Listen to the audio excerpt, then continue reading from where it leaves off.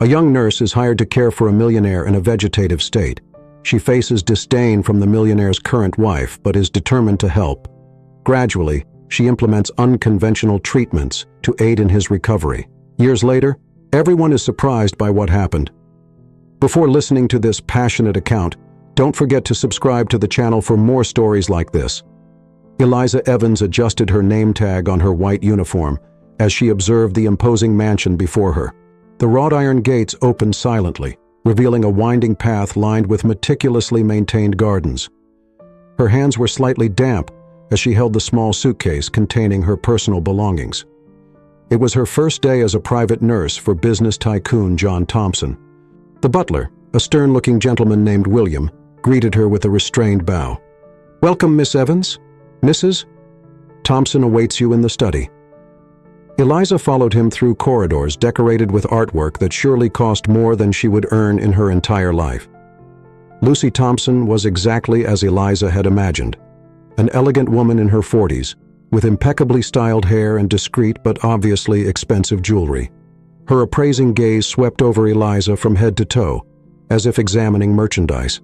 "Miss Evans, I hope you're aware of the responsibility you're undertaking," Lucy began, her voice as cold as the marble flooring. "My husband requires specific and constant care. Any negligence will be grounds for immediate dismissal." Eliza maintained the professional posture she had learned during her years of training. "I understand perfectly, Mrs. Thompson. You can trust that I will dedicate the best of my abilities to caring for your husband. William will show you to your accommodations and my husband's room. You'll have Sundays off from 8 a.m. to 8 p.m., when another nurse will attend to him. Any questions?" "No, ma'am. Everything is clear." John Thompson's room occupied the entire west wing of the second floor. It was a spacious environment equipped with state-of-the-art medical devices that monitored his vital signs. The businessman lay on a special hospital bed, his motionless body contrasting with the vitality Eliza had observed in the photographs scattered throughout the mansion. As William explained the routine and procedures, Eliza couldn't take her eyes off John's serene face. At 45, even after months in a vegetative state, he maintained striking features that revealed the dynamic man he once was. "Mr. Thompson was always very active," William commented, noticing Eliza's interest. "He personally managed his companies, practiced equestrian sports, and had a special passion for cats, particularly Russian blues." Eliza absorbed every detail, her mind already beginning to formulate a plan. This wouldn't be just another case in her career. Something about this man, abandoned in his own home, deeply touched her. That first night, after organizing her belongings in the room adjacent to John's, Eliza sat beside his bed. "Hello, Mr. Thompson," she whispered gently, holding his hand. "My name is Eliza, and I promise I'll do everything in my power to help you come back." The heart monitor maintained its steady rhythm, but Eliza could have sworn she felt a slight movement in his fingers. Perhaps it was just her imagination, fueled by her desire to make a difference.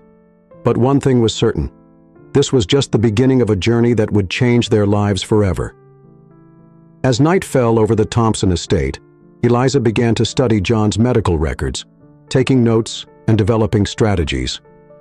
Her experience in neurological rehabilitation would be crucial, but something told her she would need to go beyond conventional protocols to reach this man lost in his own silence. The clock was nearing midnight when she finally prepared for bed. Through her room's window, the full moon illuminated the mansion's gardens, creating mysterious shadows among the century-old trees. Eliza fell asleep with the certainty that her life had changed irrevocably the moment she crossed those iron gates. The next morning, Eliza started her routine at 6 a.m. While performing basic procedures on John, she carefully observed every detail of the room. The walls, though elegantly decorated, had an antiseptic and impersonal air that bothered her. On the shelves, dusty equestrian trophies and photographs told the story of a dynamic life now on pause. "Good morning, Mr. Thompson," she said, opening the curtains to let in the sunlight. "It's a beautiful day out there, perfect for us to start our work together." While checking his vital signs, Eliza softly hummed a melody.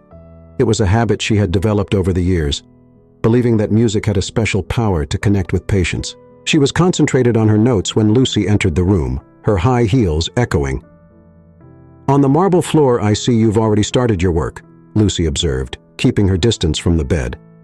"I need to inform you that I have a business trip next week. I'll be gone for 15 days.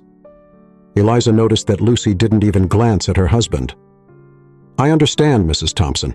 You can rest assured I'll take good care of him." "Excellent. William will remain at the mansion for any needs." Lucy spun on her heels and left, leaving behind only the aroma of her French perfume. As soon as she was alone with John again, Eliza began to implement her plan. First, she reorganized the room, moving the bed closer to the window so he could feel more natural light. Then she brought some of the most significant photographs closer, creating a more welcoming environment. "You know, Mr. Thompson, I read in your medical records that you loved classical music," she commented as she worked. "How about some Mozart to start the day?" She connected her cell phone to a portable speaker, and soon the soft notes of Piano Concerto No. 21 filled the room. Eliza carefully observed the heart monitor, noticing a subtle change in rhythm. During the afternoon, while performing passive physiotherapy exercises, Eliza began to tell stories about her own life. She talked about her childhood in the countryside, about how she decided to become a nurse after seeing the power of dedication in her grandmother's treatment. "You must be wondering why I'm talking so much," she smiled, gently massaging his arm muscles. "But I believe that every word, every sound, every touch is a bridge we can build to bring you back." At the end of that first full day, Eliza had already established a routine that went far beyond basic care. Between medical procedures, she included music therapy, aromatherapy, and sensory stimulation sessions. She knew she would need to be patient, but she was determined to awaken this man from his deep sleep. At night, while organizing her notes, William appeared with a cup of tea. "I've never seen anyone dedicate so much attention to Mr. Thompson," the butler commented, his usual formality softened by a tone of approval. "I believe he's still in there, William," Eliza replied, accepting the tea. "We just need to find the right way to reach him." "You know, miss," said William, hesitating for a moment, "there's something that might help. Mr. Thompson had a cat, a Russian blue named Tsar. He was his inseparable companion. Unfortunately, after the accident, Mrs. Thompson sent him to the country house." Eliza's eyes lit up with this information. "A cat, William. This might be exactly what we need. Do you think it would be possible?" "I can arrange for Tsar to return to the mansion," William completed, a small smile appearing on his normally serious face. "Mrs. Thompson rarely goes to the country house, and with her upcoming trip..." Eliza nodded, feeling a wave of hope. Every small detail about John's life was an important piece in the puzzle of his recovery. As she watched the moon through the window, she began to visualize the next steps of her plan. Tsar's presence could be the catalyst she needed to awaken John's dormant memories and emotions. The week passed quickly, and on the day of Lucy's departure, Eliza could barely contain her anxiety. William had confirmed that Tsar would arrive that afternoon, discreetly brought by the caretaker from the country house. While performing the morning procedures on John, Eliza couldn't stop talking about the plan. "You can't imagine the surprise we've prepared," she said, changing the sheets with gentle movements. "I'm sure you'll like it very much." At 3:08 in the afternoon, William softly knocked on the bedroom door. In his arms, a majestic Russian blue cat with green eyes observed the environment with curiosity. Eliza held her breath as she saw the animal. It was even more beautiful than she had imagined.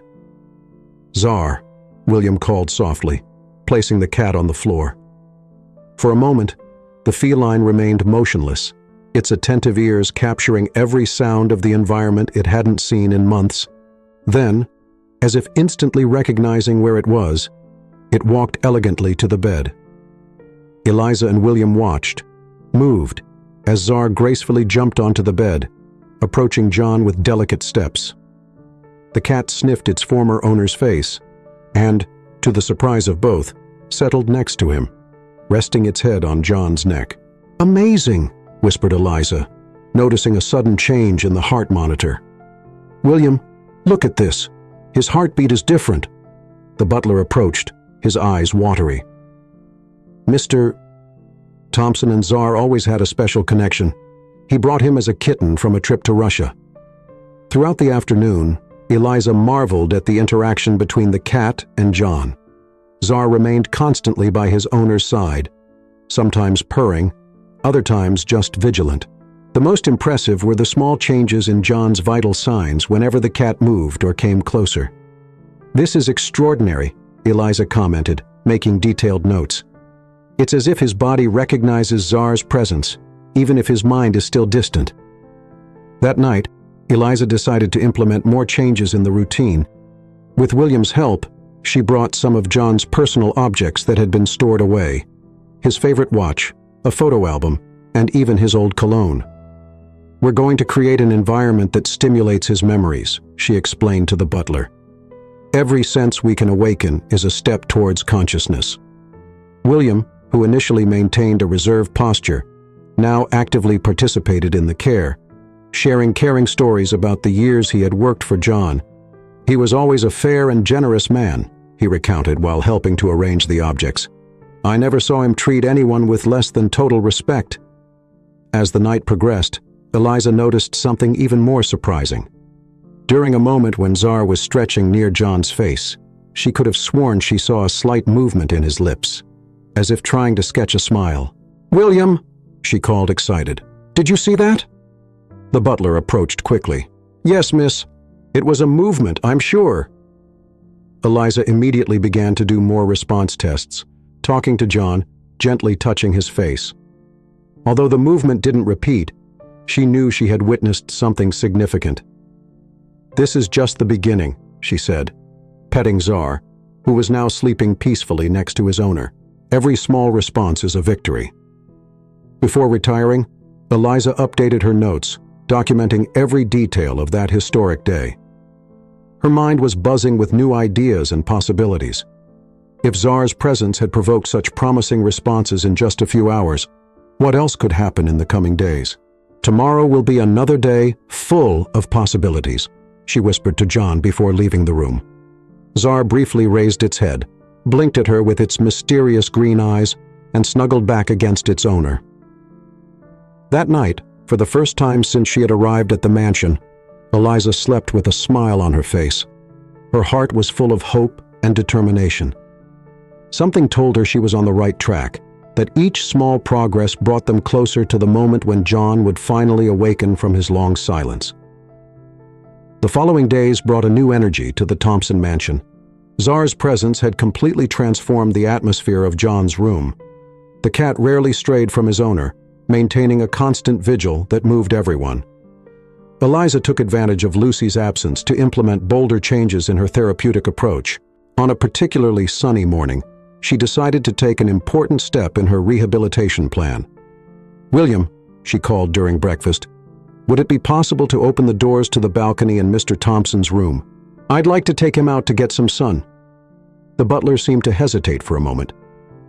"The doors have been locked since the accident, but I have the keys, of course." With the help of 2 nurses who came regularly to assist with more complex movements, Eliza coordinated John's transfer to a special wheelchair. Czar watched everything attentively, following each movement like a dedicated guardian. "Ready, Mr. Thompson?" said Eliza, adjusting the sunscreen on his face. "It's time to feel the morning breeze again." When the balcony doors opened, the scent of roses from the garden invaded the room. Eliza positioned John's wheelchair so that he could feel the gentle morning sun on his face. Czar immediately jumped onto his owner's lap, settling in as if it were the most natural thing in the world.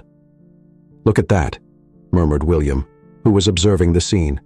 "It's just like the old days when Mr. Thompson would spend hours out here working on his laptop with Czar by his side." Eliza noticed a discreet tear running down the butler's face, which he quickly wiped away. It was evident that the affection William nurtured for his employer went far beyond a professional relationship. During the outdoor session, Eliza began to describe the garden to John, detailing the colors of the flowers, the movement of the trees in the wind, the singing of the birds. Suddenly, something extraordinary happened. John's fingers moved slightly, as if trying to reach for something. "William!" exclaimed Eliza, her voice trembling with emotion. "Did you see? It was a voluntary movement." The butler approached quickly, his eyes wide with surprise.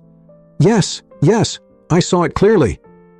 Eliza immediately began to do response tests, holding John's hand and asking him to try to squeeze her fingers. After a few moments of intense concentration, she felt a soft, almost imperceptible but definitely real pressure. "That's it, Mr. Thompson," she encouraged, struggling to keep her voice steady despite the emotion. "You're doing it. Keep trying." That afternoon marked the beginning of a new phase in the treatment. Eliza established a routine that included regular periods on the balcony, always accompanied by Czar. She also started bringing familiar objects to the sessions: old company documents, equestrian magazines, travel photographs. "Every stimulus is important," she explained to William as they organized the material. "We need to awaken not just his body, but also his memories, his emotions." At night, while making her daily notes, Eliza allowed herself to dream of the possibilities that were opening up. The movement of John's fingers hadn't been a coincidence. It was a clear sign that his consciousness was fighting to return. "Tomorrow we'll try something new," she said to Czar, who had become her confidant during the long nights of vigil. "How about we bring some music from the piano in the living room? William told me that your owner loved listening to concerts." The cat blinked slowly, as if approving the idea, and snuggled back next to John. Eliza observed the two for a moment, feeling an inexplicable wave of affection warm her chest. There was something special happening in this mansion, something that went beyond the professional relationship between nurse and patient. Before retiring, Eliza opened the curtains so that the moonlight gently illuminated the room. The silver reflection played with Czar's bluish fur, creating an almost magical scene. It was as if the universe was conspiring to bring John back, one small miracle at a time. "Good night, gentlemen," she whispered, carefully closing the door. In the hallway, she found William, who seemed to have aged 10 years in the last few months, but now displayed a renewed gleam in his eyes. "Miss Eliza," he called, "I want you to know that in all these years of service, I've never seen anyone dedicate themselves so much to Mr. Thompson's well-being. Thank you." The next morning, Eliza woke up determined to execute her new plan. With William's help, she organized the transfer of the digital piano from the music room to John's bedroom. The instrument, although smaller than the grand piano in the main hall, had a crystalline sound and could be easily controlled. "Mr. Thompson used to hire pianists to play at his parties," William commented as they adjusted the equipment. "He had a refined taste for classical music, especially Chopin." Eliza had extensively researched music therapy in cases like John's.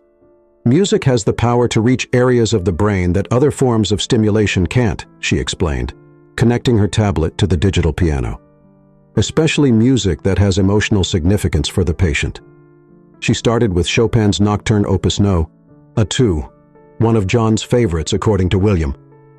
Czar, who was watching everything from his usual post next to his owner, perked up his ears with interest when the first notes filled the room. It was then that something extraordinary happened. As the music flowed softly, a solitary tear rolled down John's face. Eliza, who was closely monitoring his reactions, felt her heart race. "William," she called in a low but urgent voice. "Look!" The butler approached, bringing his hand to his mouth to contain his own emotion. "My God, he's crying!" Eliza gently took a handkerchief and wiped John's tear, noticing that his vital signs had changed significantly. "This is incredible," she murmured. "It's a clear emotional response. He's hearing us. He's feeling." Encouraged by this response, Eliza expanded the musical repertoire throughout the day. She alternated between classical pieces and recordings of concerts John had attended, always carefully observing his reactions. During a particularly emotional passage of a Beethoven sonata, John's fingers moved again, this time with more force than on the balcony. Eliza immediately held his hand, feeling a more defined pressure than in previous attempts. "Keep going, Mr. Thompson," she encouraged, her voice soft but firm. "You're doing it. Squeeze my hand again." To her surprise and emotion, John responded with another squeeze, stronger than the previous one. Tsar, as if sensing the importance of the moment, began to purr louder, rubbing his head against his owner's arm. William, who had become a constant presence during these sessions, couldn't contain his tears. "In all these months," he said, his voice choked with emotion, "I've never seen him respond like this to anything." Eliza spent the rest of the day alternating between different musical stimuli and movement exercises with John's hands. Each small response was carefully documented in her observation diary. At night, while organizing her notes, Eliza reflected on the progress achieved. John's responses were becoming more frequent and significant, but there was something that worried her. In a few days, Lucy would return from her trip. "How will she react to all these changes?" she asked aloud to Tsar, who was watching her from his post next to John. The cat just blinked slowly, as if sharing her concern.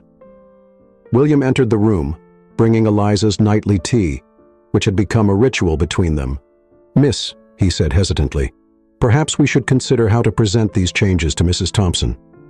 Eliza nodded, understanding the butler's concern. "Yes, we need to be strategic. We can't risk losing the progress we've achieved." As she savored her tea, Eliza began to mentally elaborate a plan to deal with Lucy's return. She knew she would need to be cautious, but she was determined not to allow anything to interrupt John's progress. "Tomorrow we'll start with olfactory therapy," she said, more to herself than to William. "I brought some essential oils that can stimulate old memories, and then, who knows, we might try something even bolder." The butler raised an eyebrow, curious. "Bolder?" Eliza smiled, her eyes shining with determination. "I was thinking about his horses. William, does the equestrian center where he used to ride still exist?"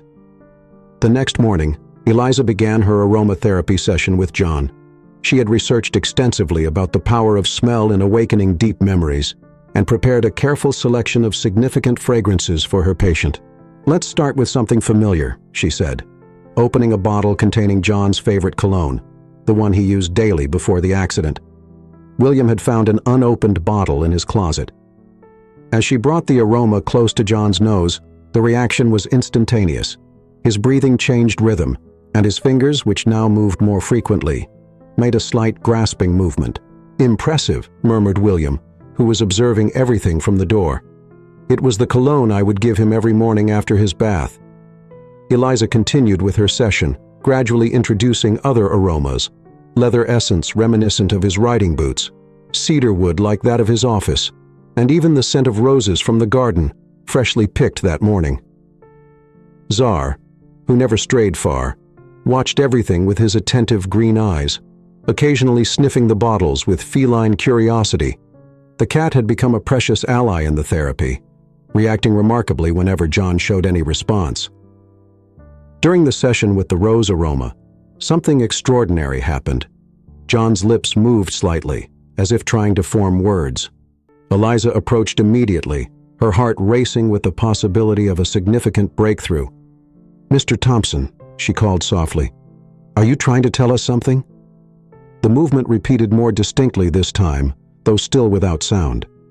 William, who had quickly approached, was pale with emotion. "Keep trying, sir," the butler encouraged, his voice trembling slightly. "We're all here with you." Eliza began to ask simple questions, asking John to try to respond with lip movements. After several attempts, they managed to identify what seemed to be a yes when she asked if he could smell the roses. "This is extraordinary!" exclaimed Eliza, barely containing her excitement. "It's the first clear attempt at verbal communication we've had." The session continued for a few more hours, with Eliza alternating between different aromas and stimuli. Each small response was carefully documented in her diary, along with the changes in vital signs. In the afternoon, while John rested, Eliza and William gathered in the library to discuss the next steps. The butler had brought some old photo albums, showing John at different moments in his life. "Look at this photo." William pointed to an image where John was riding a majestic black horse. "It was taken the day he won his first equestrian championship. I've never seen him so happy." Eliza studied the photograph carefully. John's smile was radiant, his eyes shining with a vitality that painfully contrasted with his current state. In the background of the image, you could see the facilities of the equestrian club. "William," she said, an idea beginning to form in her mind, "how long do we have until Mrs. Thompson returns?" "We still have 5 days, miss." "And the equestrian club, is it far from here?" The butler immediately understood where she was going. "About 20 minutes by car, but Miss Eliza, transporting Mr. Thompson would be very risky." "Not necessarily," she argued, her eyes shining with determination. "I have experience in transporting patients in similar conditions. With the proper equipment and an appropriate ambulance, we could take him to feel the club's environment, the aromas, the sounds." William seemed torn between concern and hope. Mrs. Thompson would never approve. "That's why we need to do this before she returns," Eliza completed. "William, you saw the progress he made today. Imagine the impact that a visit to the place where he was happiest could have." The butler remained silent for a few moments, weighing the implications. Finally, he nodded slightly. "I'll make some calls. I still maintain contact with the club manager." Eliza smiled, feeling that familiar wave of hope grow in her chest. As she returned to John's room, she began to mentally plan all the details she would need to organize to make this risky but potentially transformative visit possible. Czar greeted her with a soft meow, as if approving her plans. Next to the bed, the bottle of leather essence still perfumed the air, bringing with it the promise of new possibilities. The next 2 days were dedicated to meticulous planning. Eliza coordinated every detail of the visit to the equestrian club with the precision of a military strategist. William had not only secured the club's authorization, but also ensured that the location would be practically empty during their visit. "The ambulance is confirmed for tomorrow at 9 a.m., Eliza informed during her nightly meeting with William. "Dr. Anderson agreed to accompany us, and I have 2 experienced nurses on standby." The butler nodded, handing her an old folder. "I found this in Mr. Thompson's office. There are photographs of all the horses he trained over the years." Eliza examined the photos with interest, especially the majestic black horse that appeared in several of them. "This one seems special," she commented. "Emperor," William replied with a nostalgic smile. "The master's favorite. He's still at the club, retired from competitions now. It was with him that Mr. Thompson won his main titles." The next morning, nervousness was palpable in the mansion. Eliza personally supervised John's preparation, carefully choosing appropriate clothes, including his old riding jacket which William had impeccably preserved. "Today will be a special day, Mr. Thompson," she said while adjusting the portable monitoring equipment. Czar observed everything from his usual position, seeming intrigued by all the movement. The transport was carried out with extreme care. The ambulance, equipped with all necessary resources, slowly made its way through the tree-lined streets to the equestrian club. Throughout the journey, Eliza remained by John's side, monitoring his reactions. When they arrived at the club, they were greeted by Mr. Davis, the old manager who had known John for decades. His eyes welled up upon seeing his old friend in that condition, but he maintained professional composure. "We've prepared everything as requested," he said, guiding them to a shaded area near the stables. "Emperor is in the paddock right next door." Eliza watched attentively as they positioned John's stretcher so that he could feel the familiar smells and sounds of the club. The wind carried the characteristic smell of the stables, the freshly cut grass, the leather of the saddles. Suddenly, a strong neigh echoed through the air. Emperor, as if sensing the presence of his old companion, approached the paddock fence. It was an impressive sight. Even in advanced age, the black horse maintained a majestic posture. It was then that something happened that no one expected. John's eyes, which usually remained half closed, opened completely. His breathing changed rhythm, and his fingers began to move with more intensity than usual. "Doctor," called Eliza, her voice trembling with emotion. "Come see this." "Doctor?" Anderson approached quickly, examining John's vital signs. "Impressive," he murmured. "There's significantly increased brain activity." Emperor remained close, his head extended towards John, his ears attentive. Mr. Davis, who was observing the scene, commented with a choked voice. He recognized him. After all this time, he still recognizes his rider. Eliza, following her instinct, took John's hand and raised it slightly towards the horse. "Look, Mr. Thompson, Emperor is here. He came to see you." To everyone's astonishment, a tear rolled down John's face, but what came next was even more surprising. His lips moved, and this time, a weak but distinct sound emerged. "Emperor." The silence that followed was deafening. Eliza, William, the doctor, and Mr. Davis looked at each other, hardly believing what they had just witnessed. "He spoke!" exclaimed William, unable to contain his tears. After so long he spoke. Eliza felt her heart race. It was more progress in a single moment than they had achieved in weeks of therapy. Her intuition was right. The familiar environment, the effective memories, everything was contributing to awakening John from his vegetative state. The return to the mansion was marked by an atmosphere of renewed hope. The medical team had carefully documented all of John's responses during the visit to the equestrian club, and Dr. Anderson didn't hide his optimism. "What we witnessed today was nothing short of extraordinary," he explained, while examining John back in his room. "The attempt at vocalization, associated with motor and emotional responses, indicates a significant improvement in the neurological picture." Eliza was organizing her notes when Czar, who had been restless during his owner's absence, jumped onto the bed and immediately resumed his protective position. The cat sniffed John at length, as if detecting the changes that had occurred in him. "We need to maintain this momentum," said Eliza, already planning the next steps. "Dr. Anderson, do you think we could intensify the stimulation sessions?" The doctor nodded, adjusting his glasses. "Certainly. In fact, I suggest we implement a more aggressive rehabilitation program. Today's responses give us support for that." William, who had remained silent since they returned, cleared his throat discreetly. "Miss Eliza, Mrs. Thompson returns in 2 days."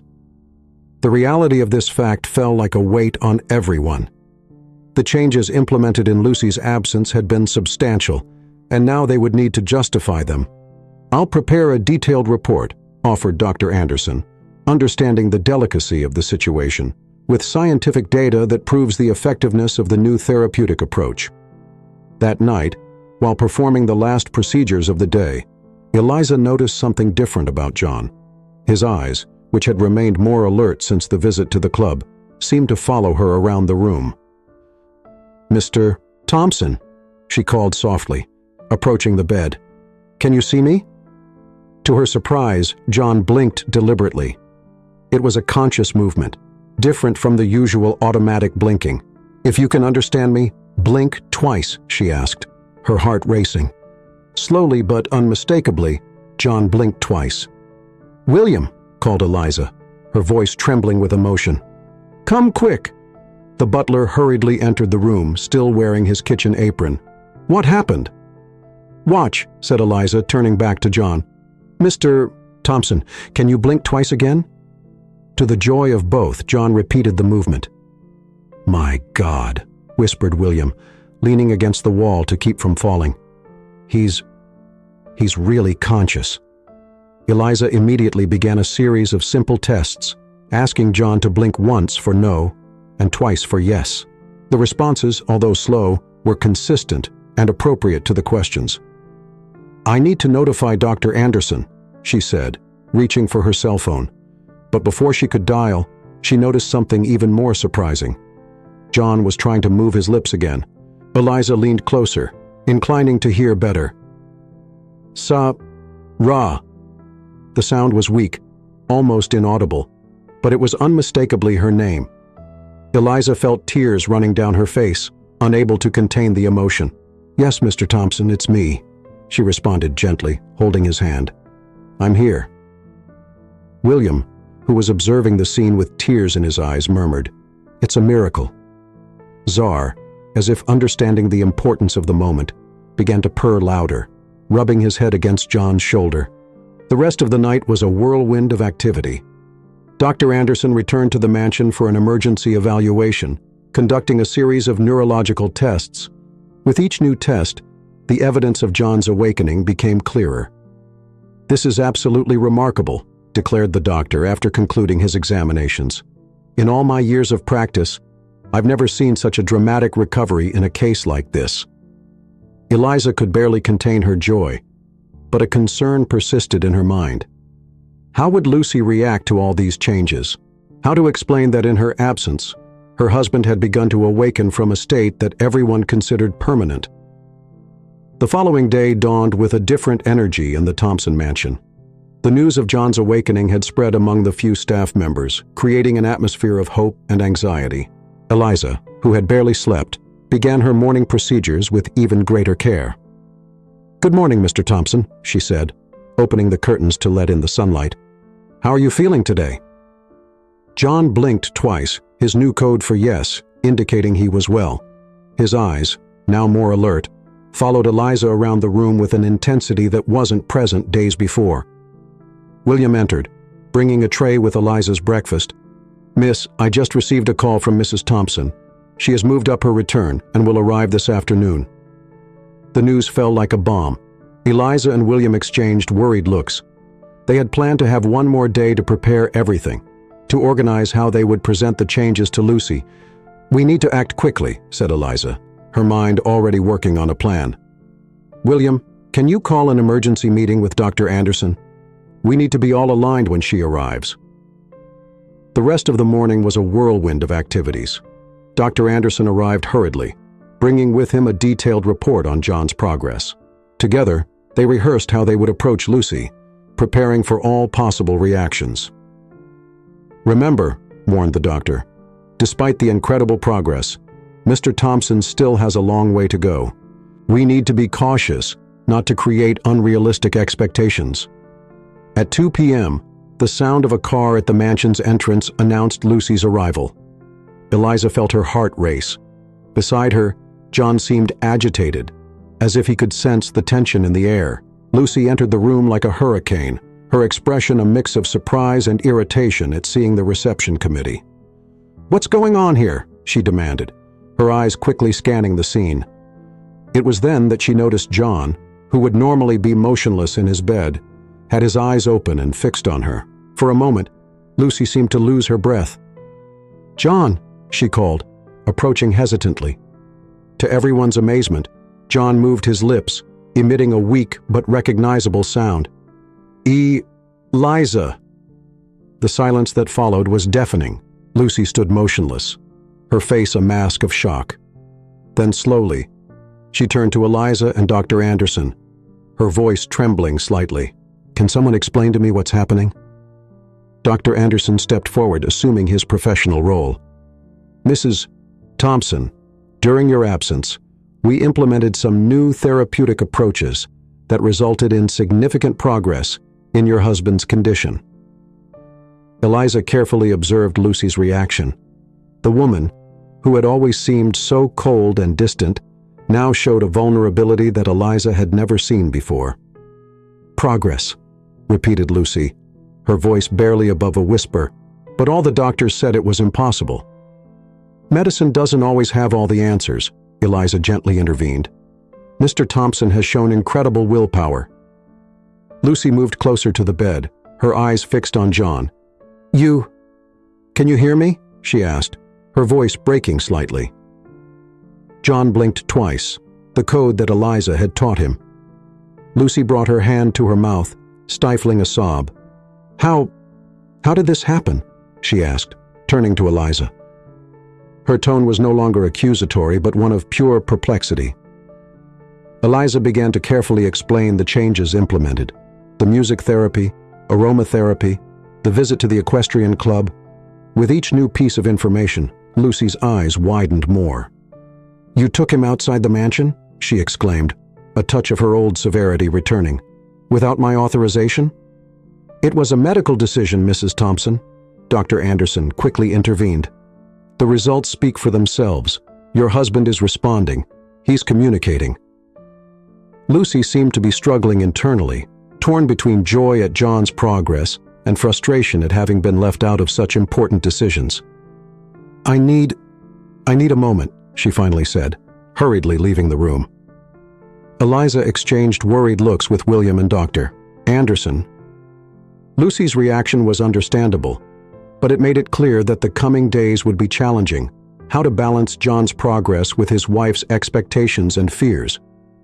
Meanwhile, Czar, who had observed the entire scene from his post on the bed, approached John purring softly as if to comfort him. As Eliza couldn't help but notice how the cat seemed more in tune with his owner's emotions than his own wife. The days following Lucy's return were tense at the Thompson mansion. The carefully established routine by Eliza was suddenly interrupted by constant interventions and questioning from John's wife. "Why does he need to listen to classical music all day?" Lucy demanded one morning. "And this cat, it shouldn't be on a patient's bed." Eliza took a deep breath, seeking patience. "Mrs. Thompson, music therapy has proven extremely beneficial for your husband's recovery. As for Czar, his presence has a notable calming effect on John." Lucy frowned, clearly uncomfortable with the changes. "And these sessions on the balcony? Is it safe to expose him like that?" Dr. Anderson, who now visited the mansion daily, frequently intervened. "Mrs. Thompson, I can assure you that all procedures have been carefully evaluated and approved. John's progress is undeniable. Indeed, despite the growing tension, John continued to show signs of improvement. His ability to communicate, though still limited, increased each day. He could now perform short phrases, albeit with difficulty. On a particularly tense afternoon, while Eliza was performing physiotherapy exercises with John, Lucy abruptly entered the room. "I need to talk to you," she said to Eliza, her tone making it clear it wasn't a request. In the study, Lucy closed the door and turned to Eliza, her eyes shining with a mixture of emotions. "What exactly is happening here?" Eliza remained calm, facing Lucy's gaze. "I'm doing my job, Mrs. Thompson, taking care of your husband and helping in his recovery." "Recovery?" Lucy repeated, her voice laden with bitterness. "Do you have any idea what I've been through in the last few months? The doctors said it was irreversible. I had already accepted—" "Accepted what?" Eliza asked, feeling they were reaching a crucial point. Lucy collapsed into an armchair, all her haughty posture crumbling. "Accepted that I had lost him, that the man I knew would never come back." She raised her eyes to Eliza, unshed tears glistening. "And now you show up, and in a matter of weeks—" Eliza approached cautiously. "Mrs. Thompson, Lucy, I understand this must be overwhelming, but the fact is that John is coming back. He needs support, love." "Love?" Lucy interrupted, letting out a bitter laugh. "You think you know something about our relationship? About the years of—" She stopped, as if she had said too much. Eliza, sensing they were on the verge of an important revelation, gently pressed, "Years of what, Lucy?" For a moment, it seemed Lucy wouldn't respond. Then, like a dam breaking, the words began to flow.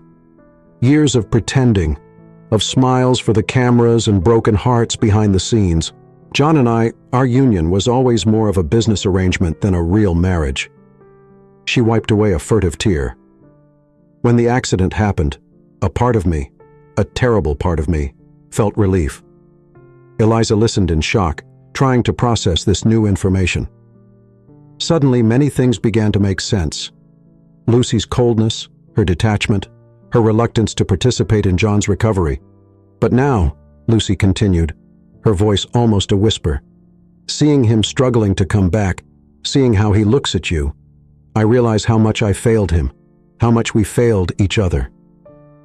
Eliza felt her heart tighten. The situation was much more complex than she had imagined. "Lucy, it's never too late to start over. John is here. He's recovering. You have a new chance." Lucy raised her eyes, a glimmer of determination appearing amidst the tears. "You're right. We have a new chance, and this time I'll do things differently." When they left the study, they found William in the hallway, his face a mask of concern. "Miss Eliza, Mrs. Thompson, Mr. John is asking for you." The two women exchanged a significant look before hurrying to the room. There they found John more alert than ever. his eyes moving between Lucy and Eliza. "Is everything okay?" he asked with effort. Lucy, to everyone's surprise, approached the bed and took John's hand in hers. "Yes, my dear. Now everything is okay." Eliza observed the scene, feeling they had reached a turning point. Lucy's revelations, John's determination to recover, her own dedication to the case, everything intertwined in a complex web of emotions and possibilities. Meanwhile, Czar, always attentive, settled between John and Lucy, as if sealing a new alliance. The future was still uncertain, but for the first time since she had arrived at this mansion, Eliza felt they were all rowing in the same direction. The weeks that followed brought a palpable change in the atmosphere of the Thompson mansion. Lucy's revelation had been a turning point, not only in her relationship with John, but also in her attitude towards the treatment. Eliza observed with a mixture of relief and fascination how Lucy gradually became more involved in John's recovery process. The woman who previously seemed so distant now spent hours by her husband's bedside, reading to him, sharing memories of times past. "Remember that trip to Greece, John?" Eliza overheard Lucy say one afternoon, her voice carrying a tenderness that previously seemed impossible. "That's where you taught me to appreciate red wine. Who would have thought that years later we'd be here, rediscovering each other?" John, whose speech abilities improved each day, responded with a weak but genuine smile. "I remember you hated wine." Eliza couldn't help but smile hearing the exchange. It was as if the couple was trying to rebuild a long-abandoned bridge, piece by piece, memory by memory. John's physical progress was also notable. With the help of a team of physiotherapists, he was beginning to regain some movement in his arms and legs. Each small achievement, holding a spoon, moving a toe, was celebrated as a great victory. One afternoon during a physiotherapy session, John surprised everyone by managing to sit up in bed without help, even if only for a few seconds. Lucy, who was watching the session, couldn't contain her tears. "You did it, my love," she exclaimed, running to embrace him. It was the first time Eliza had heard her use a term of endearment with John. Dr. Anderson, who closely monitored each stage of the treatment, didn't hide his enthusiasm. "What we're seeing here is nothing short of extraordinary," he declared during a meeting with the team. "The combination of medical care, alternative therapies, and I dare say the power of affection is producing results that defy all expectations." However, not everything was smooth sailing. There were difficult days, moments of frustration and discouragement. John sometimes became irritated with his limitations, and Lucy occasionally relapsed into old patterns of detachment. In these moments, it was Eliza who needed to keep everyone focused and motivated. "Remember where we started," she would say, her voice firm but gentle. "Every small step is a victory. We can't give up now." One night, as Eliza was making her final notes for the day, Lucy sought her out in the office. Her face was serious, but there was a softness in her eyes that Eliza had never seen before. "Eliza," she began hesitantly, I wanted to thank you. Thank you not just for what you've done for John, but for opening my eyes, for giving me a second chance with my husband." Eliza felt a lump in her throat.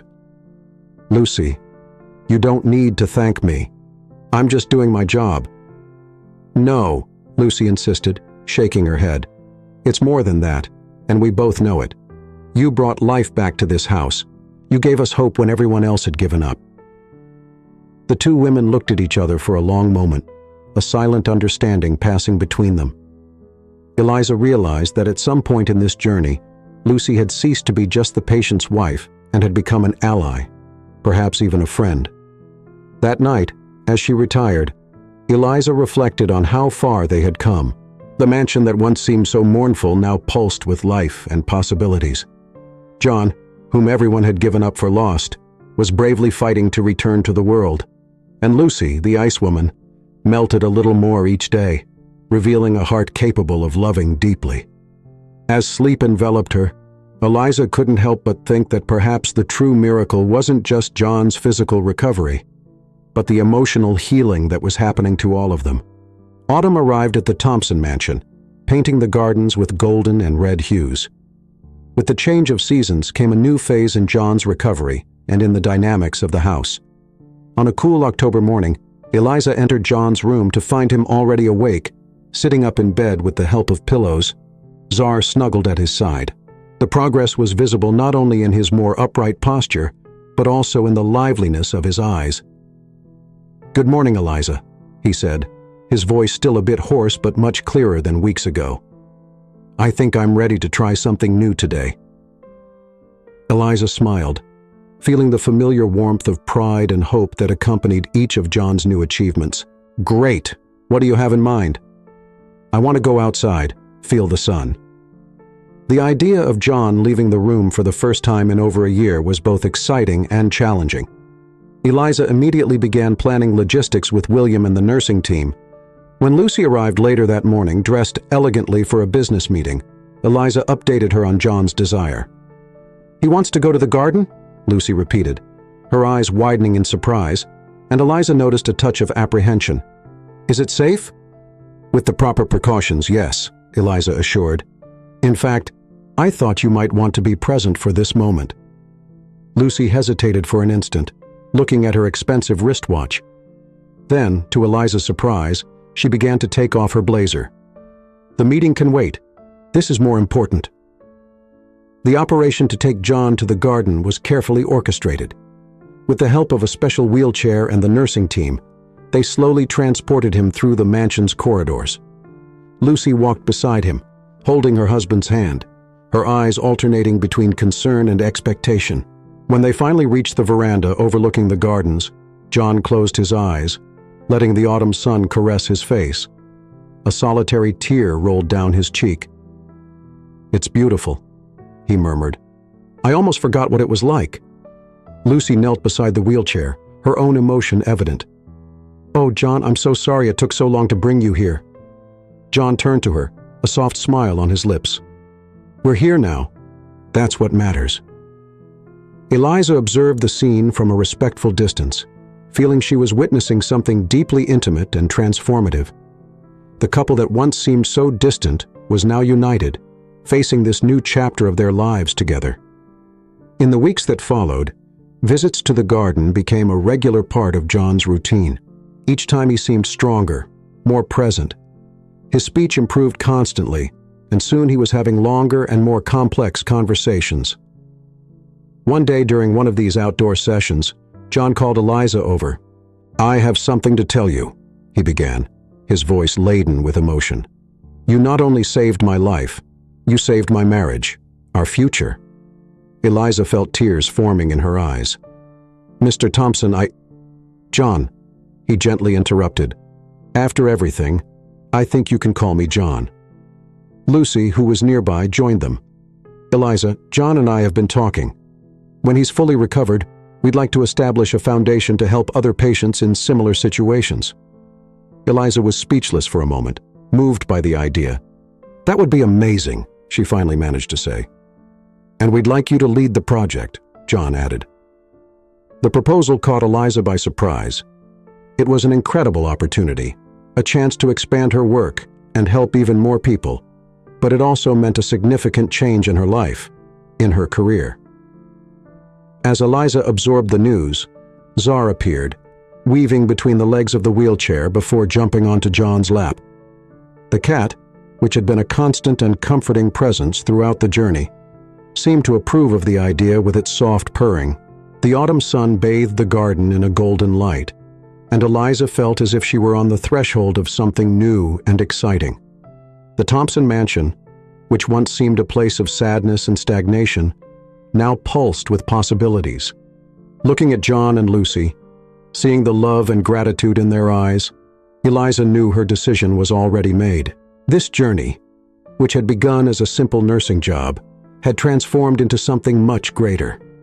It was a new beginning, not just for the Thompsons, but for her too. With a smile, Eliza nodded. It would be an honor to lead this project. And so, under the autumn sky, a new page began to be written in all of their stories. The following months brought a series of new challenges and triumphs for everyone at the Thompson mansion. Winter arrived, covering the gardens with a thin layer of snow, But inside the house, the warmth of hope and determination continued to grow. John was making remarkable progress.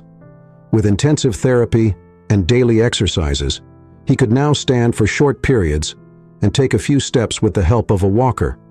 His speech had improved significantly, allowing him to express more complex thoughts and even make occasional jokes.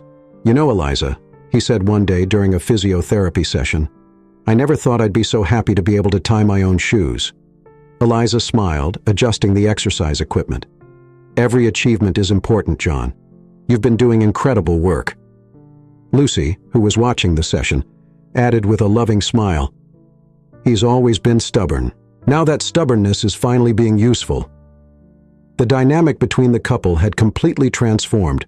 Where there was once coldness and distance, now there was warmth and understanding. Lucy spent more and more time at the mansion, balancing her business commitments with support for John's recovery. However, not everything was smooth sailing. There were difficult days, moments of intense frustration when progress seemed too slow. John occasionally had outbursts of anger, revolting against the limitations he still faced. On a particularly challenging afternoon, after an especially difficult therapy session, John exploded. "I can't take this anymore. I'll never be what I was before." Eliza and Lucy exchanged worried glances.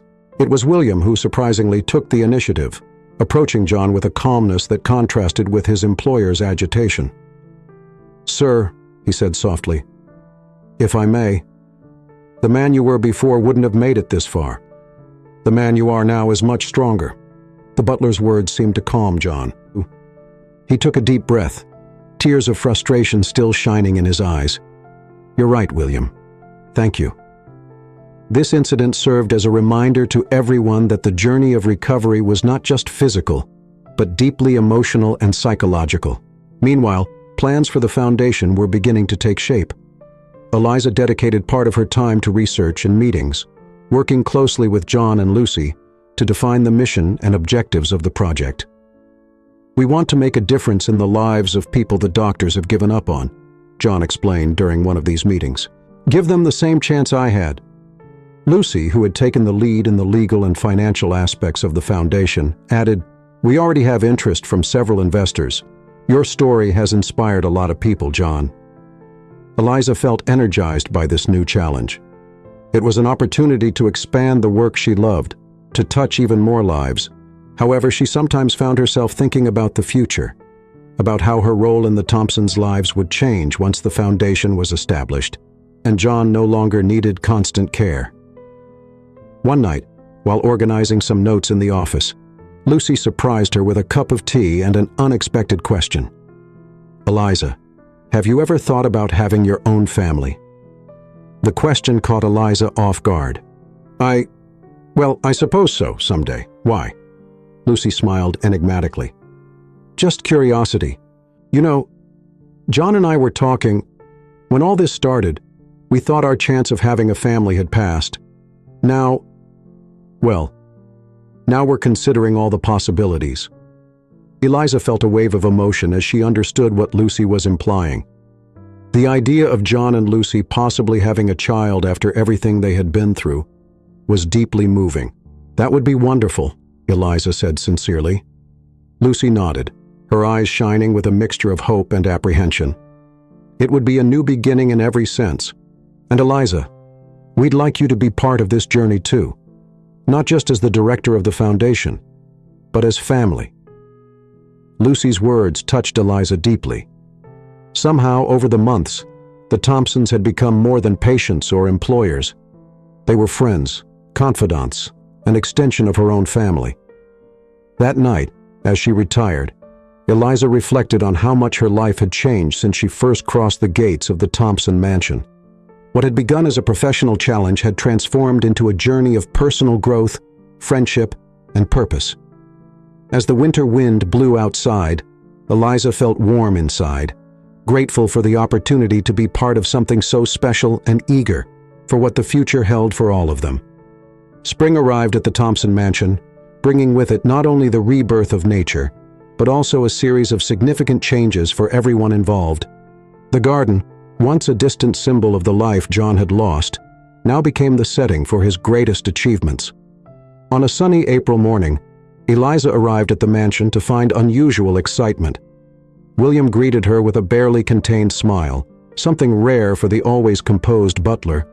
"Miss Eliza, I'm glad you're here," he said, his voice trembling slightly with emotion. "The master has a surprise for all of us." Intrigued, Eliza followed William to the back garden. There, to her astonishment, she saw John standing, supported by a walker but clearly bearing his own weight. Lucy was by his side, her eyes watery, a protective hand on her husband's back. "Eliza," John called, his face lit up with a triumphant smile. "Watch this." With fierce determination in his eyes, John began to move step by step. Slow but steady, he crossed the small stone path. Lucy followed him closely, ready to support him if necessary, but John didn't falter. When he reached the end of the path where Eliza stood in shock, John opened his arms. "I did it," he said, his voice choked with emotion. Eliza couldn't hold back tears as she hugged her patient, her friend. "John, this is incredible. You walked." "He's been practicing in secret," Lucy revealed, wiping her own eyes. "He wanted to surprise us all." The rest of the day was pure celebration. The news spread quickly, and soon the mansion was full of people, doctors, therapists, close friends, all wanting to witness the miracle for themselves. Dr. Anderson, upon seeing John walking, shook his head in admiration. "In all my years of medicine, I've never seen anything like this. You've defied all odds, John." In the evening, when the excitement died down, Eliza found John and Lucy sitting on the veranda, watching the sunset. Czar, faithful as ever, was curled up in John's lap. "Eliza," John called when he saw her approach, "come join us. We have news to share." As she sat with them, Eliza noticed a special glow in the couple's eyes. Lucy was the first to speak. "Eliza, remember that conversation we had about family?" Eliza nodded, her heart racing with anticipation. "Well," Lucy continued, her voice trembling slightly with emotion, "we're pregnant." The news hit Eliza like a wave of pure joy. "Oh my God, that's wonderful! Congratulations!" John smiled, squeezing Lucy's hand. "It's still early, of course, but we wanted you to be the first to know. After all, without you, none of this would be possible." Eliza felt tears welling up in her eyes. The journey they had taken together, from that first day when she arrived at the mansion, seemed to culminate in this moment of pure happiness. "There's one more thing," Lucy added, exchanging a complicit look with John. "We'd like to invite you to be the baby's godmother." Eliza was speechless for a moment, overwhelmed by emotion. I'd be honored," she finally managed to say. As the sun set on the horizon, painting the sky with shades of pink and orange, the four, counting Czar, remained on the veranda, talking about the future. They spoke about the foundation, which was about to be officially launched, about plans for the baby's room, about the endless possibilities that lay before them. Eliza reflected on how life could change in unexpected ways. She had arrived at that mansion as a nurse hired to care for a patient in a vegetative state. Now she was about to become the godmother of that same patient's child, director of a foundation, and an integral part of a family she had learned to love. When night finally fell, bringing with it a cool spring breeze, Eliza said goodbye to the couple with a full heart. As she walked to her car, she paused for a moment to look back at the mansion. The lights on in the windows seemed to blink at her like earthly stars, full of promises. The future, which once seemed so bleak and uncertain, now shone with infinite possibilities. And Eliza knew that no matter what came, they would face it together as a family.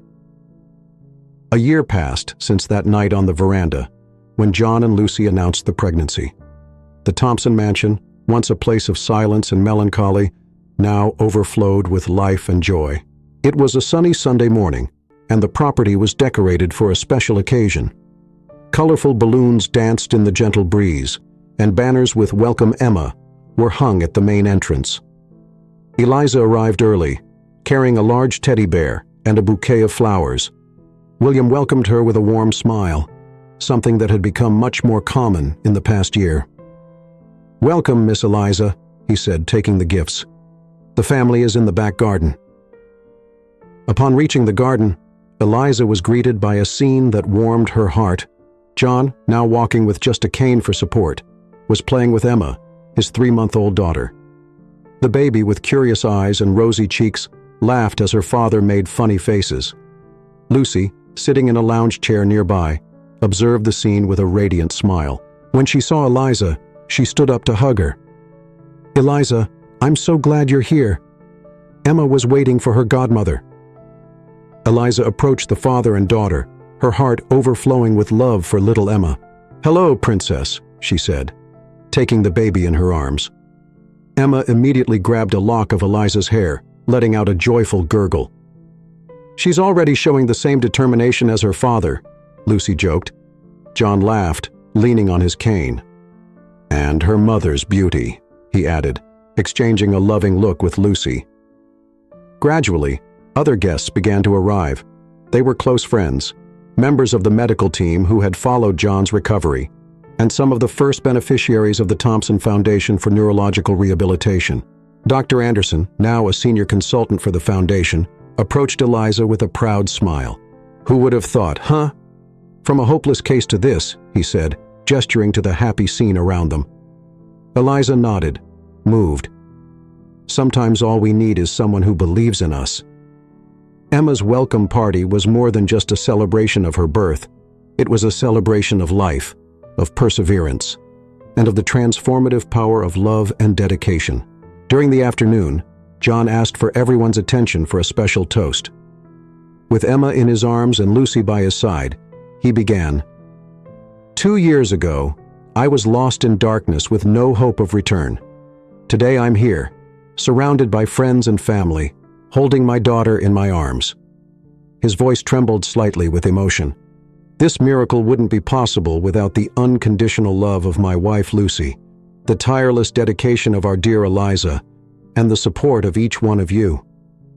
He paused, looking directly at Eliza. "Eliza, you not only brought me back to life, but you gave us a new chance to be a family. The foundation we created together is already changing lives, giving hope where there was none before. There aren't enough words to express our gratitude." Eliza felt tears running down her cheeks, overwhelmed by the emotion of the moment. Lucy took the floor next. "The journey wasn't easy, but it taught us the true meaning of love, perseverance, and family." "Emma," she smiled at her daughter, "you were born into a home full of love and miracles. May your life be as blessed as ours has been." As the guests applauded and raised their glasses, Eliza reflected on the incredible journey that had brought them here. From a nurse hired to care for a patient in a vegetative state, she had become an integral part of this family, a driving force behind a foundation that was changing lives. The sound of Emma's laughter brought Eliza back to the present. The baby was now in William's arms, who gently rocked her, his normally serious face lit up by a genuine smile. Even Czar, the faithful feline companion, seemed to be participating in the festivities, purring contentedly at John's feet. 10 years passed since that welcome party for Emma in the garden of the Thompson mansion. Time, as always, brought with it a myriad of changes, challenges, and triumphs for everyone involved in that extraordinary journey of recovery and rebirth. The Thompson Foundation for Neurological Rehabilitation, which had begun as a shared dream between John, Lucy, and Eliza, had become an internationally respected institution. Under Eliza's tireless leadership, the foundation expanded its horizons far beyond the borders of the United States, establishing treatment centers in various countries and funding cutting-edge research in neuroscience and rehabilitation. On a sunny spring morning, Eliza entered the foundation's new complex, a modern and imposing building that contrasted with the classical architecture of the old Thompson mansion, now transformed into a museum and study center. The main lobby boasted a huge photograph of John taken on the day he took his first steps after the accident. Below, a golden plaque read, "Believe in the impossible." "Good morning, Dr. Eliza," greeted the receptionist with a warm smile. Even after all these years, Eliza was still surprised to be called doctor. The honorary title had been conferred on her by Harvard University in recognition of her pioneering work at the foundation. As she walked through the corridors, Eliza observed the frantic movement of doctors, therapists, and patients. Each face, each story present, there was a living testimony to the legacy they had built. In her office, Eliza found a pile of correspondence and reports awaiting her attention. Among them, a cream envelope stood out. As she opened it, a smile lit up her face. It was an invitation to Emma's 10th birthday party. Looking out the window of her office, which offered a panoramic view of the city, Eliza allowed herself a moment of reflection.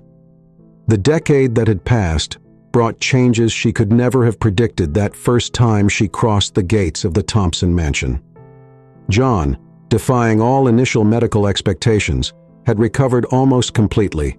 Although he still used a cane for long walks, he led an active and fulfilling life. He had become a sought-after motivational speaker, sharing his story of overcoming adversity at conferences around the world. Lucy, in turn, surprised everyone by discovering a passion for painting during John's recovery process. Her paintings, which depicted scenes from the family's healing journey, had gained recognition in the art world, and she now divided her time between managing the family business and her flourishing artistic career. Emma, the girl who was born amid a whirlwind of emotions and renewed hopes, had grown to become a vibrant and curious child. At just 10 years old, she already demonstrated extraordinary sensitivity towards people with special needs, often accompanying her parents on visits to the foundation. And Eliza, while her life had transformed in ways she never imagined possible, besides her role as director of the foundation, she had become a respected figure in the field of neurorehabilitation, often invited to speak at international conferences and contribute to scientific publications. On a personal level, Eliza had found love unexpectedly during a medical conference in Geneva 5 years ago. She met Daniel, an American neurosurgeon working in Switzerland. What began as a professional collaboration soon blossomed into a deep relationship. Now married, they balanced their demanding careers with a rich and rewarding personal life. A gentle knock on the door interrupted Eliza's reverie. It was Dr. Anderson, now with gray hair but with the same sparkle in his eyes he had a decade ago. "Eliza, we have an interesting situation with Mr. Oliveira's case," he said, referring to a recent patient who presented a similar condition to John's years ago. "I think you'll want to take a look at this." Eliza nodded, immediately focused. Even after all these years, each new case excited her, reminding her of why she had dedicated herself to this work in the first place. As she followed Dr. Anderson through the corridors, Eliza couldn't help but think about how a single decision, accepting John Thompson's case, had triggered a series of events that not only transformed her life, but positively impacted the lives of countless other people. The day passed in a whirlwind of meetings, consultations, and important decisions. As night fell, exhausted but fulfilled, Eliza was preparing to go home when her phone rang. It was Lucy. "Eliza, darling, I hope I'm not interrupting." Lucy's warm voice sounded from the other end of the line. "John and I were thinking, why don't you and Daniel come over for dinner this weekend? Emma is eager to show you her new science project." Eliza smiled, feeling that familiar wave of affection that always washed over her when she thought of the Thompsons. "Of course, we'd love to.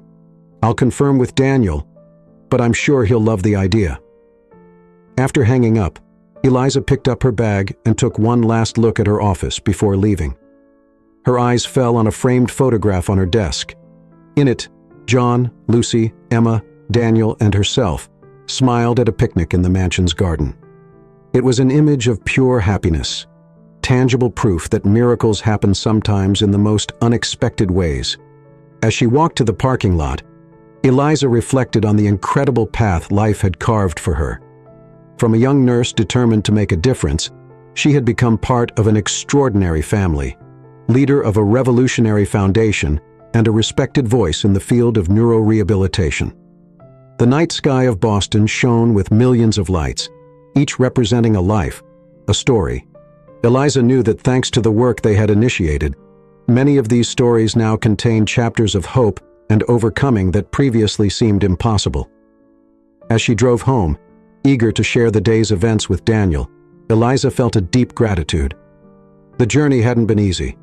There had been moments of doubt and seemingly insurmountable challenges, but each obstacle overcome, each life touched, each smile regained made it all infinitely worthwhile. And so, under the starry sky of a vibrant Boston full of possibilities, Eliza knew that this story, the story of John, of Lucy, of Emma, and yes, her own story would continue to inspire and transform lives for many generations to come. 25 years had passed since that fateful day when Eliza crossed the gates of the Thompson mansion for the first time. Time, relentless in its march, brought with it not only the inevitable physical changes, but also a wealth of experiences, achievements, and inevitably, farewells. The Thompson Foundation for Neurological Rehabilitation, once an ambitious dream born out of adversity, was now a world-renowned institution. Its corridors, once silent and laden with apprehension, now echoed with the sound of laughter, animated conversations, and above all, hope. On a golden autumn afternoon, Eliza, now with her hair sprinkled with gray but with the same lively eyes as always, walked slowly through the Foundation's gardens.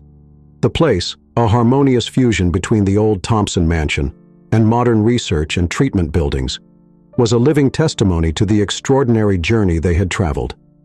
Her steps led her to a wooden bench under a leafy tree. There, as so many times before, she found John. The years had been kind to him, granting him an aura of wisdom and serenity that only experience can bring. "Ah, Eliza," he exclaimed, his face lighting up with a warm smile. "I was just thinking about you." Eliza sat down beside him, feeling the familiar comfort of being in the presence of someone who was more than a friend. He was family. "How was the board meeting?" she asked, noticing the glimmer of excitement in John's eyes.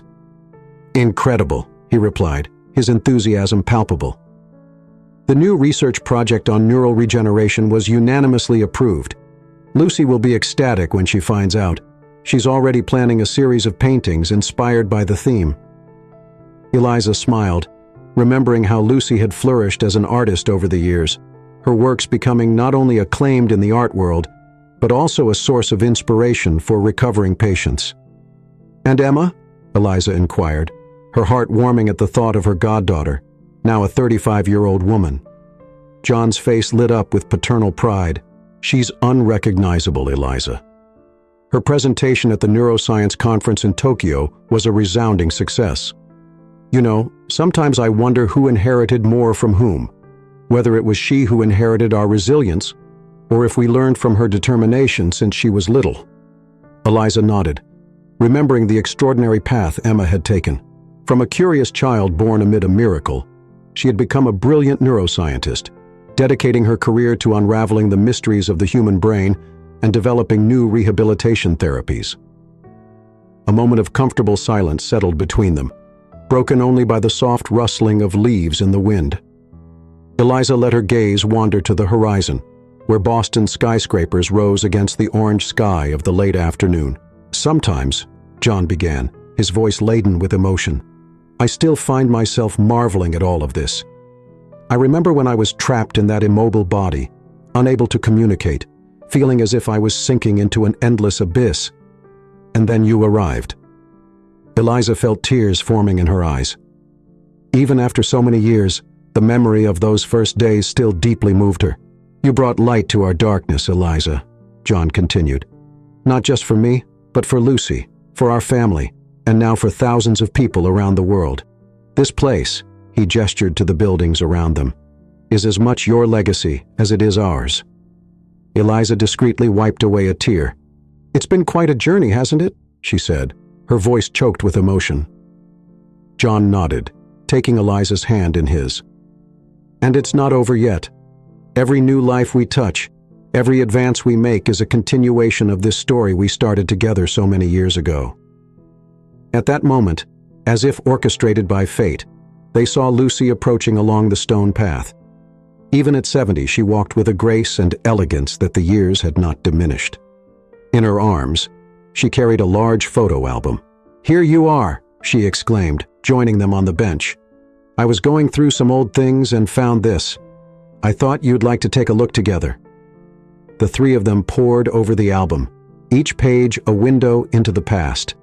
There were photos of John in his wheelchair, Czar faithfully by his side, images of Lucy painting her first picture, her face concentrated and hands stained with paint, Emma taking her first steps, holding Eliza and John's hands, the inauguration of the foundation with an emotional crowd applauding. Each photograph told a story of overcoming, of love, of hope reborn.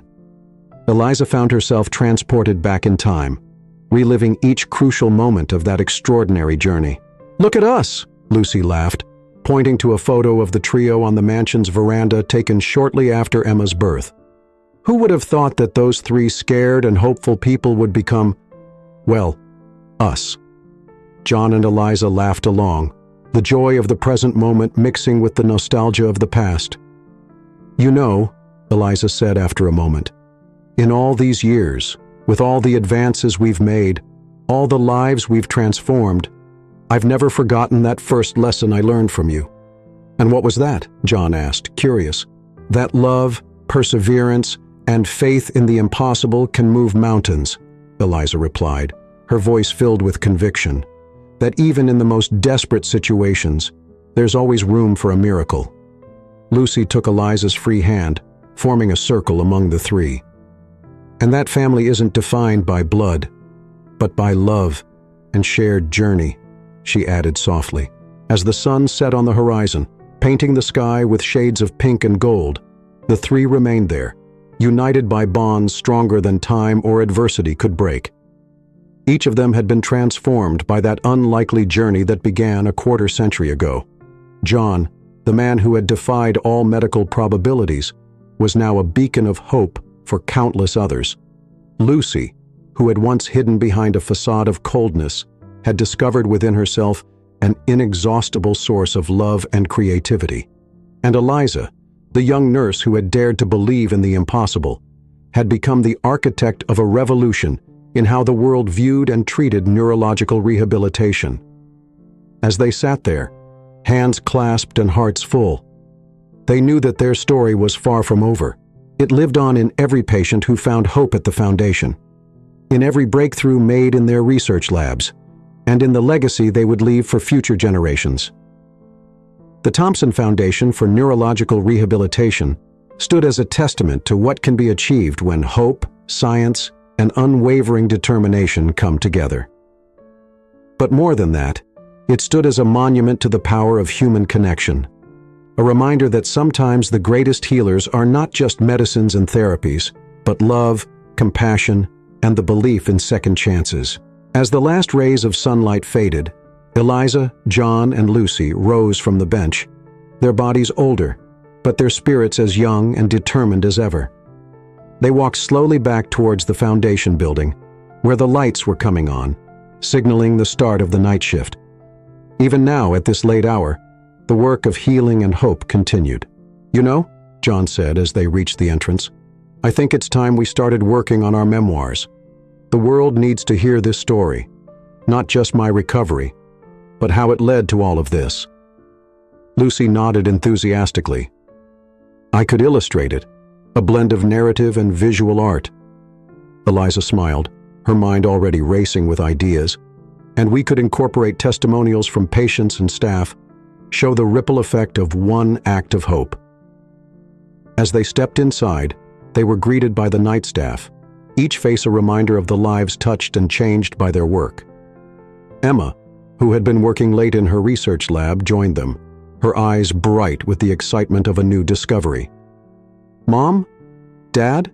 Eliza, you won't believe what we've just found in our stem cell research." She paused, noticing the emotional atmosphere. "What's going on? Why do you all look so reflective?" John put his arm around his daughter's shoulders. "We were just reminiscing, sweetheart, and thinking about the future. How would you like to help us write the story of how all this began?" Emma's face lit up. "Are you kidding? I've been waiting for years to hear all the details." As the small group moved towards the conference room, ready to begin this new project, Eliza felt a sense of completion. The circle that began with her stepping into the Thompson mansion was closing, yet opening into something new. Their story, a story of hope, resilience, and the incredible capacity of the human spirit, would live on, inspiring generations to come. The legacy of the Thompson Foundation, born from one man's journey back from the brink and one woman's unwavering belief in the possible, would continue to change lives long after they were gone. And in that knowledge, Eliza found a peace and joy beyond anything she could have imagined on that fateful day when she first crossed the threshold of the Thompson mansion. As they settled into their seats, ready to begin chronicling their extraordinary journey, Eliza looked around at the faces of those she loved most in the world, her family, not by blood, but by choice and shared experience, and she knew with absolute certainty that this was exactly where she was meant to be. The story of Eliza, John, Lucy, and the Thompson Foundation was far from over. In fact, in many ways, it was just beginning.